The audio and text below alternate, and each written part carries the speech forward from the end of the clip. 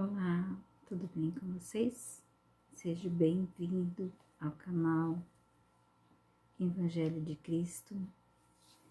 Estou aqui para mais um tema sobre as mensagens de Deus que Ele deixou na carta de amor para todos nós. E hoje nós vamos entender um pouco mais sobre um dia de esperança. Para você que está chegando agora e ainda não é inscrito no canal, se inscreva no canal, ative o sininho para receber os próximos vídeos, compartilhe com suas amigas, não esqueça de deixar seu like se gostou. E vamos então para a mensagem de hoje. Um navio transportava em uma viagem muitos pássaros engaiolados. Quando eles estavam em alto mar, uma ave fugiu, levantou voo, desapareceu na amplidão do mar. A pequena ave talvez sentisse que aquilo era uma liberdade. Passaram-se algumas horas e a ave não encontrou lugar para pousar. Já exausta, retornou ao navio. O único lugar seguro que nós encontramos é nos braços de Jesus, onde é o nosso refúgio. O único lugar seguro para aquela ave foi voltar nos convés do navio. Assim, nós, longe de Cristo, não encontramos paz, nem segurança. Somente Cristo é o nosso refúgio. No entanto, você pode questionar: nem todas as pessoas acreditam em Deus. Como então pode encontrar refúgio? Porque há tantas religiões, porque criaram tantas formas de adorar a Deus. Em Colossenses capítulo 1, 16, nós podemos ver. Em Colossenses capítulo 1 e versículo... Colossenses capítulo 1 e versículo 16. Vamos ver o que diz ali? Pois nele foram criadas todas as coisas, no céu e sobre a terra, as visíveis e as invisíveis, sejam tronos, sejam soberanias, quer principados, quer protestantes. Tudo foi criado por meio dele e para ele. Nossa autoestima se eleva ao estar consciente de que Jesus Cristo é o Criador de todo o universo e foi Ele, esse poderoso Deus, quem os criou. Se Deus é o Criador de todas as coisas e soberano Deus, certamente haverá um meio próprio e correto de expressar culto e adoração. Isaías diz que os anjos velam seu rosto em adoração e clamam: Santo, Santo, Santo é o Senhor. Está Isaías capítulo 6 e versículo de 1 a 4. Da mesma forma, todos legislador têm suas leis que regem o seu governo para que haja justiça e ordem. Em Êxodo capítulo 20, no versículo de 8 a 11, na lei de Deus, o quarto mandamento afirma que Deus é o Criador de todas as coisas. Assim como vimos em Colossenses, este mandamento torna-se especial valor, pois deixa claro quem é o Senhor e como deseja que adoramos, ou seja, em um dia separado por Ele. um dia especial. O sétimo dia, o sábado, tem história, tem sua origem no Éden e não no Êxodo, como muitos sugerem. A lei de Deus é eterna, já existia antes dos judeus. O que há de especial aqui? E Deus entregando esta lei ao povo como símbolo de seres, eles sua especial propriedade.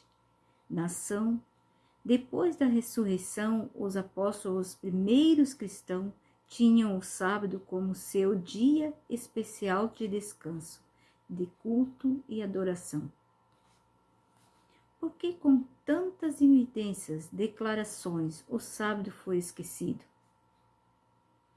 Alguns alegam que depois dessa ressurreição, o primeiro dia da semana passou a ser o dia do Senhor.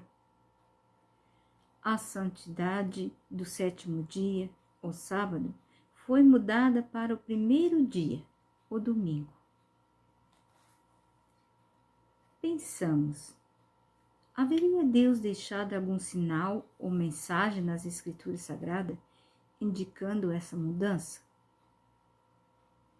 Ou deixaria o critério do ser humano chegar a tal conclusão por si só? Amós capítulo 3, versículo 7. Na palavra inspirada, lemos que Deus não fará coisa alguma sem primeiro revelar aos seus servos os profetas, o que os profetas do Novo Testamento escreveram sobre esse tema. O primeiro dia da semana no Novo Testamento. Eu vou deixar todas as passagens bíblicas aqui na descrição do vídeo. Peço que vocês não deixem passar em branco. Vão, confiro cada uma delas, pois Deus tem uma mensagem especial para ensinar para você em cada passagem bíblica. A expressão primeiro dia da semana aparece 8 vezes no Novo Testamento. A primeira está em Mateus 28, versículo 1. A segunda está em Marcos capítulo 16, versículo 1 e 2. A terceira está em Marcos 16, capítulo 16, versículo 9. A quarta está em Lucas, capítulo 24 e versículo 1. O quinto está em João, capítulo 20, versículo 1. O sexto está em João, capítulo 20 e versículo 19. E o sétimo está em Atos, capítulo 20 e versículo 7. E o oitavo está em 1 Coríntios, capítulo 16 e versículo 2. Deixando tudo isso na escritura para vocês ler cada passagem bíblica, para que nesse meio tempo que vocês estão lendo, o Espírito Santo irá falar, confirmando as verdades no coração de aquele que está interessado realmente na verdade, que não fazem a sua escolha, como dizem, eu aceito isso, não aceito aquilo, esse para mim serve, o outro não serve. A Bíblia tem que ser aceita em toda ela está a verdade. Por isso que é bom vocês verificar cada passagem bíblica, porque se eu for ver todas elas aqui, nós vamos levar muito tempo para ver todas elas. Então, deixarei na inscrição, para que todos vocês possam ver e estudar, e então entender melhor. Nenhum dos textos lidos autoriza ou mesmo sugere a transferência da santidade do sétimo dia para o primeiro dia da semana. O que Cristo deixou para recordar e celebrar sua ressurreição? Não foi um dia. O que deixou então? O que ensina a Bíblia? Em Romanos capítulo 6, versículo de 3 a 5, com o batismo celebramos a morte, sepultamento, ressurreição de Cristo Jesus. A mudança do sábado para o domingo na história. Fatos históricos demonstram como sobreveio a mudança da guarda do sábado para o domingo. Teve lugar de forma sutil e paulatina, e vamos fazer uma breve exposição. Vejam só. No ano 65, o povo judeu se levantou em guerra contra o Império Romano, o que culminou com a destruição de Jerusalém por Tito no ano 70. Mais tarde, nos anos 115 AD e 132 AD, houve outros levantes dos judeus contra o Império Romano. Nessa mesma época, até o fins do primeiro século de nossa era, o cristianismo havia feito grandes progressos no Império Romano, tanto que entre os povos pagãos, como entre os judeus dispersos, o grande historiador judeu Flávio Jósefo, que morreu cerca do ano 100, escreveu que uma grande parte do império estava guardando o sábado, o 7º dia da semana.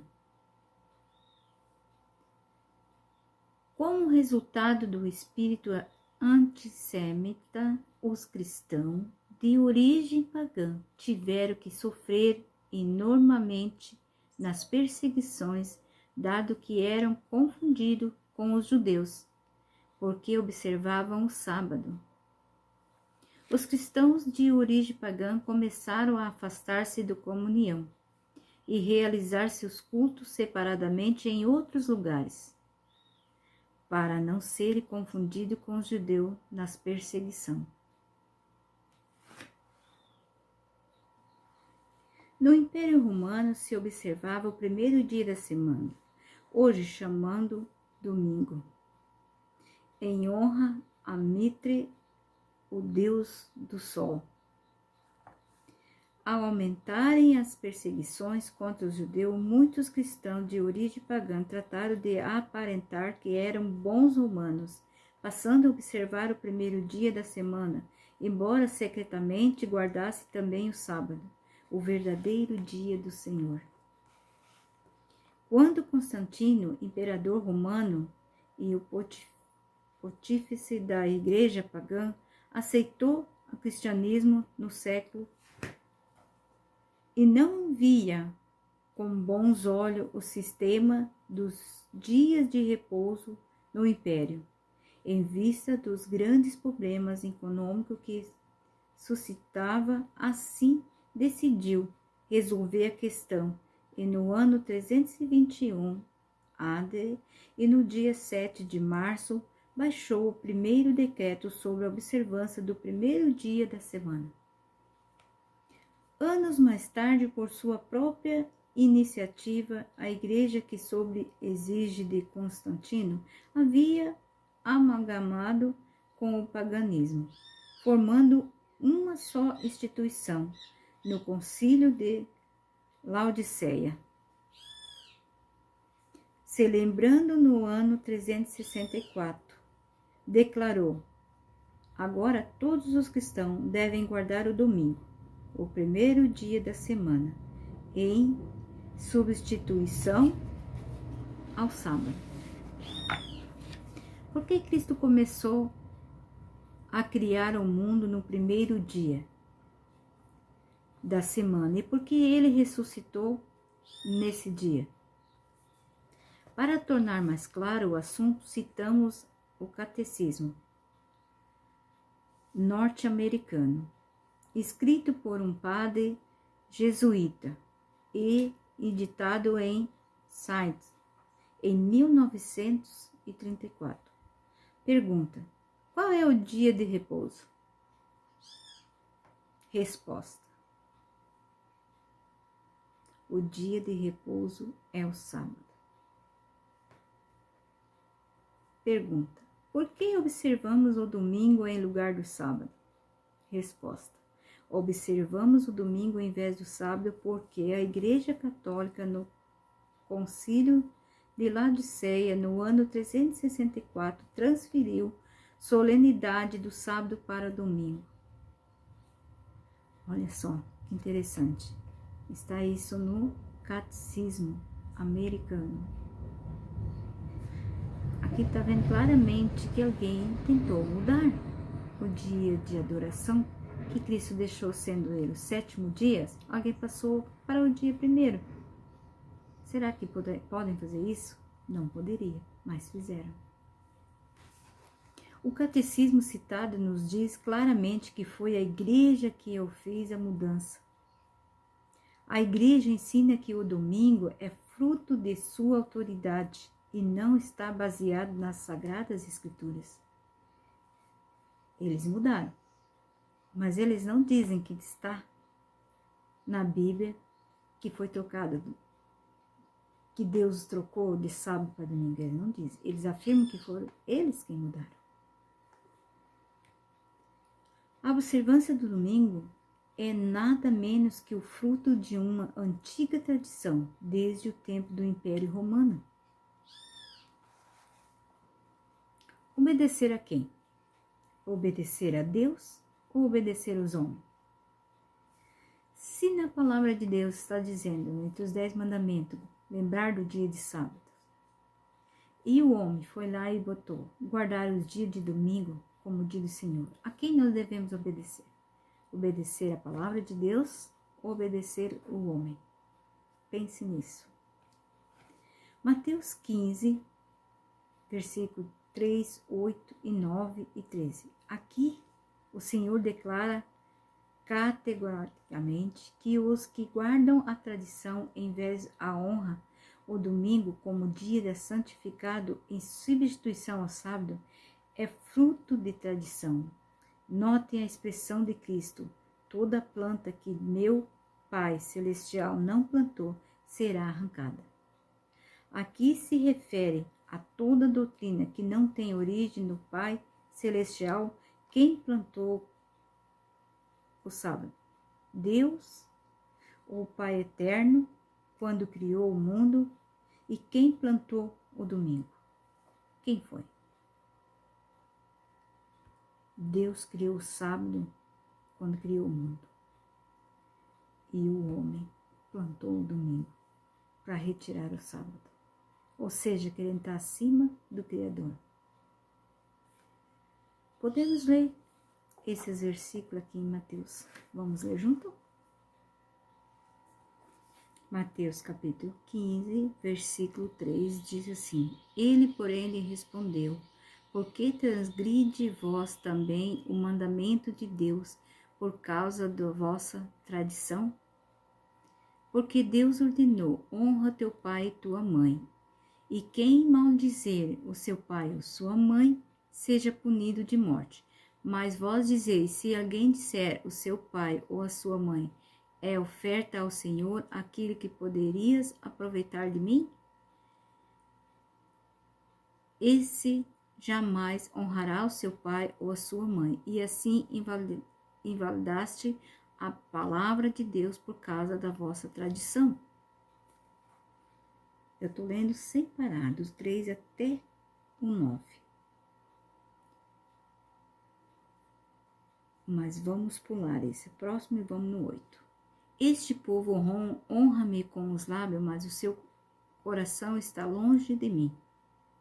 E não vão me adoram, ensinando doutrina que são preceitos de homem. Vamos repetir o versículo 3, o 8 e o 9. O 3 diz assim: Ele, porém, lhe respondeu: Por que transgride vós também o mandamento de Deus por causa das vossas tradições? O 8. Este povo honra-me com os lábios, mas o seu coração está longe de mim. 9. E em vão me adoram, ensinando doutrinas que são preceitos de homem. 13. Ele, porém, respondeu: Toda planta que meu Pai Celeste não plantou será arrancada. Vejam a palavra sendo revelada, a mais pura verdade na palavra de Deus. A questão principal a considerar é: a quem servirei? A quem prestarei obediência? A palavra de Deus ou a palavra dos homens? Pense nisso. Há muitas religiões porque o critério adotado por alguns é tomar o texto bíblico e interpretá-lo segundo a visão política, histórica ou filosófica dos fatos. Outros utilizam certas passagens e descartam outras, surgindo então diversos grupos religiosos para agradar a quase todos os gostos. Quando as Escrituras Sagradas deixam de ser a única regra de fé, o caminho fica aberto para novos movimentos e sistemas religiosos que tentam misturar a revelação de Deus com a tradição dos homens.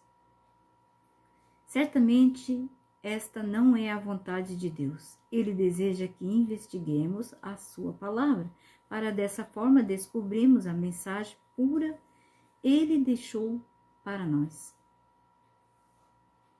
Em Marcos capítulo 7, versículos 7 e 8, uma religião verdadeira segue a palavra de Deus e não as tradições humanas. Se toda a Bíblia é inspirada por Deus, todos os seus ensinamentos devem ser considerados à sua própria luz. Quando preferimos atender ao que os homens dizem, incorremos em grande erro e estamos em perigo. Conclusão.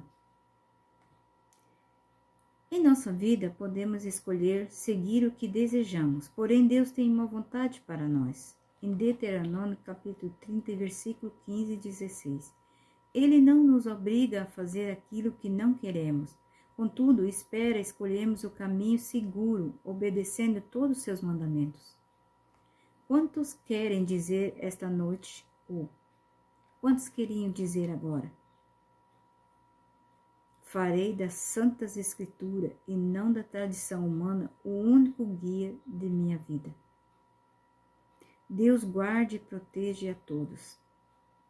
Há alguns anos, a cantora Jensi, grande artista sueca, ao ser interrogada por que havia abandonado sua brilhante carreira, respondeu: "Por que me faz amar menos a Santa Bíblia, que é para mim mais que a própria vida?" Jensi fez a escolha de seguir a Deus e obedecer aos seus reclamos estabelecidos em sua santa palavra. Quer você hoje tomar sua decisão ao lado de Deus também? Esta cantora, ela fez a sua escolha, abandonou a carreira para obedecer a palavra de Deus. Eu pergunto, você também quer largar todas as tradições humanas e obedecer a palavra de Deus em vez de homens? Se essa for a tua vontade neste momento, ore comigo agora. Bondoso Pai, mais uma vez aprendemos, Pai, que o teu dia de guarda não mudou. O Senhor não mudou, mas os homens mudaram. E deixaram bem claro que eles o mudaram.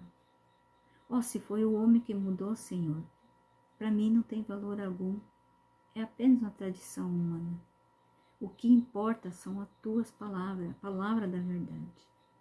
E esse dia tão especial, a qual o Senhor disse: lembra-te do dia de sábado para santificar. Aqui o Senhor ensina que é para lembrar do dia de sábado para santificar, porque o Senhor abençoou e santificou o dia de sábado. Mas o Senhor nos ensina também: a 6 dias trabalhará e fará toda a nossa obra, e no 7º dia descansar em ti. Lindas lições, Pai, porque aqui ensina que devemos trabalhar também os 6 dias. Obrigado, Pai, por essa certeza que o Senhor nos deu na tua palavra.